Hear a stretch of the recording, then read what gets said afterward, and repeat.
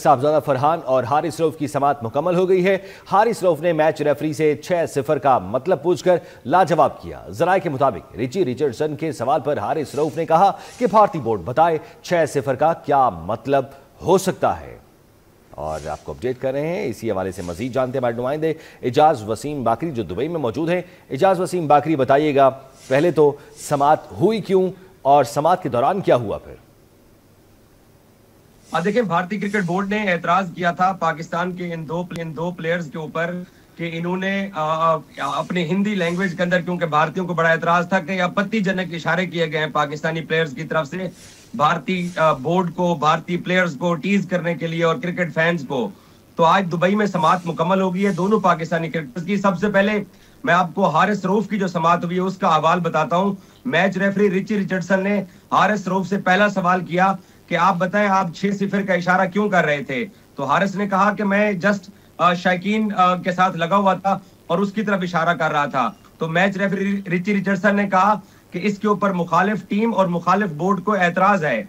तो हारिस रऊफ ने कहा कि जी आप मुझे बताएं कि 6-0 का क्या मतलब हो सकता है, वो बताएं कि उनको 6-0 के इशारे से वो क्या मुराद ले रहे हैं। तो रिची रिचर्डसन इसके ऊपर लाजवाब हो गए। तो उन्होंने फिर हारिस से जवाबी सवाल किया कि आप बताएं, आप 6-0 से क्या कहना चाह रहे थे? हारिस ने कहा मैं तो जस्ट शायकीन के साथ बाउंड्री वॉल के ऊपर खड़ा था। तो वहां पे प्लेयर्स जो है वो बाउंड्री पे जब खड़े होते हैं तो फैंस की तरफ मुख्तलिफ ऐसे फनी इशारे करते रहते हैं। तो उन्होंने कहा कि नहीं, ये फनी इशारा नहीं था, इसका मुखालिफ बोर्ड और मुखालिफ टीम कोई और मतलब ले रहा है। तो हारिस ने कहा कि जी बताया जाए मुझे कि वो क्या मतलब ले रहे हैं।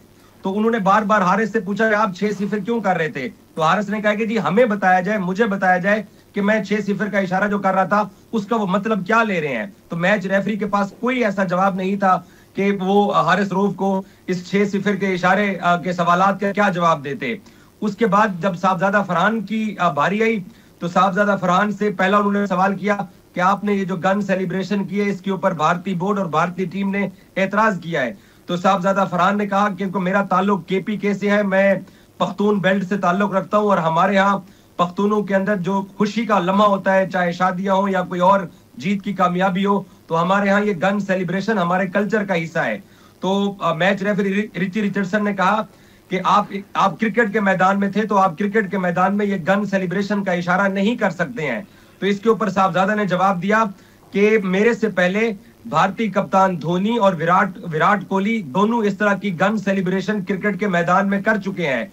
एक मर्तबा श्रीलंकन प्लेयर्स भी ये गन के इशारे कर चुके हैं। तो क्रिकेट का मैदान होता है। तो फिर माजी में तो इसके ऊपर कोई समाअत नहीं हुई और ना ही मुखालिफ टीमों ने इसके ऊपर कोई दरखास्त दी थी। तो भारतीयों को एतराज क्या है, आप उनका एतराज मुझे बताइए।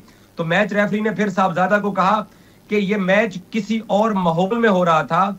दोनों मुल्कों के दरमियान जो ताल्लुकात या जो प्लेयर्स के दरमियान या जो क्रिकेट बोर्ड्स के दरमियान जो टेंशन चल रही है, ये उस तनाजुर से इसको जोड़ा जा रहा है आपकी सेलिब्रेशन को। तो साहबजादा ने कहा कि जो धोनी और जो कोहली जो मैच खेले थे वो भी क्रिकेट मैच थे और ये भी क्रिकेट मैच था। तो आप मुझे बताएं कि इंडिया पाकिस्तान का दुबई का 14 सितंबर का जो मैच, जो 21 सितंबर का जो मैच था, इसमें ऐसी कौन सी खास बात थी कि वो क्रिकेट मैच नहीं थे और ये कोई खास क्रिकेट मैच है? तो रिची रिचर्डसन के पास कोई जवाब नहीं था साहबजादा फरहान को देने के लिए कि इस मैच में क्या खास बात थी। मैं आपको बताऊं कि अब भारतीय बोर्ड ने और भारतीय टीम ने एतराज तो कर दिया, लेकिन उन्होंने रिची रिचर्डसन को बिहाइंड क्या चल रहा है वो नहीं बताया। अच्छा, फिर उन्होंने एतराज किया रिची रिचर्डसन ने साहबजादा फरहान के ऊपर।